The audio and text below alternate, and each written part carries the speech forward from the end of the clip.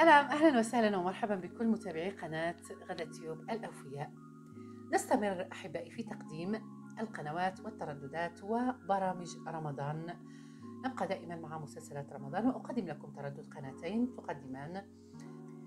إذن التردد 1174 معدل الترميز 27500 والاستقطاب عمودي في. هذا التردد تظهر عليه قناة MBC 1 و MBC عراق.